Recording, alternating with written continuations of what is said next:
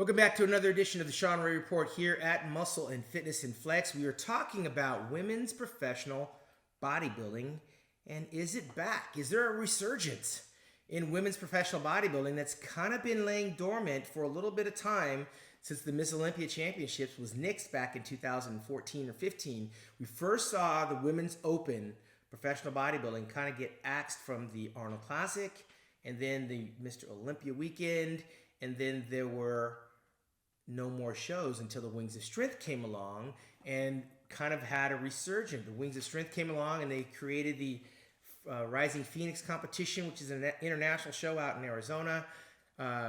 Segued over into Toronto at the Toronto Pro, have competitions in Puerto Rico and Tampa, Florida, San Antonio, and Chicago. So there is a footprint for the women's bodybuilding, but more importantly, with Iris Kyle just dominating the field of women's bodybuilding, it got to the degree that the girls either wanted to not get to that level of development that Iris Kyle was residing at and was being rewarded for, or that the mainstream sponsors had had enough with the direction of where women's bodybuilding was going. Now, where that direction is very subjective. Some people say the women were getting too big, the women were getting too hard, and that it was kind of a one-woman show with the Iris Kyle thing. Now, let's get it straight. This Miss Olympia Championship started back in 1980 with basically a bikini girl for her time, which was Rachel McLish. Very thinly muscled, athletic, and elegant looking for her time. Then in 81, Kiki Ioma came along and won that championship. 1982, Rachel McLish came back to win her second Olympia Championships, succeeded there by Carla Dunlap. Came in a little bit more muscular than Rachel McLish was, showed a little bit of muscularity there. And then in 84, we saw the arrival of Corey Everson. And she ran all the way through the 80s with 6 consecutive Olympia titles to her credit, and took women's bodybuilding to another stratosphere. I think we were seeing it on television. We saw the prize money increase.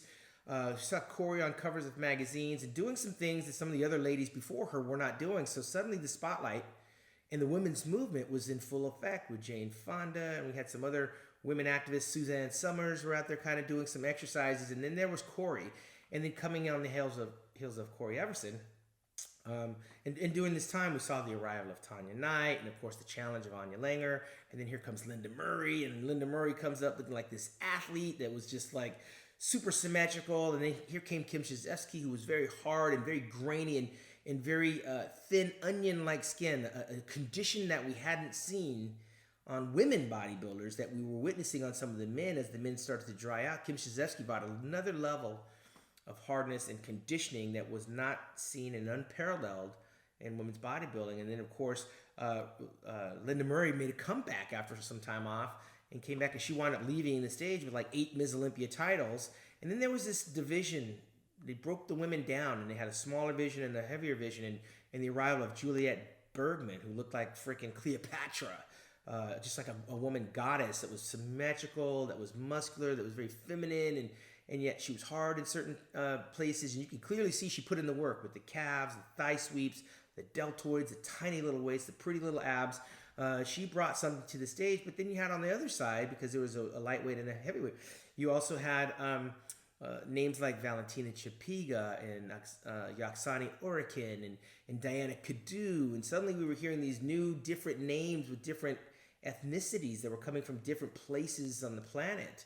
And then here comes Iris Kyle, that was just basically a game changer altogether, because she had been trying to find her way, and once she hit her stride, she took it up. I mean, the calves, the delts, the abs. I mean, now we were looking at someone that was a bona fide female bodybuilder that pretty much could take out some men bodybuilders, and that's where I think the rubber hit the road, and there were some decisions being made as to have the women gone too far.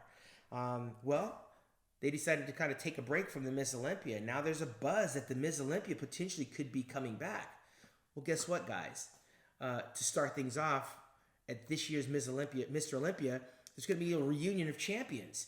They're going to be coming from all over the world to kind of reunite and reintroduce themselves to a market that is starting to get a little bit of groundswell behind it. And so we're going to have an opportunity to see some of these champions of the past mingle with some of the new champions of the present. Alina Popa, you've got the marvelous Margie Martin, and Halle Trevino. These are some names that we're starting to hear now, and we're going to have this commingling of these past winners.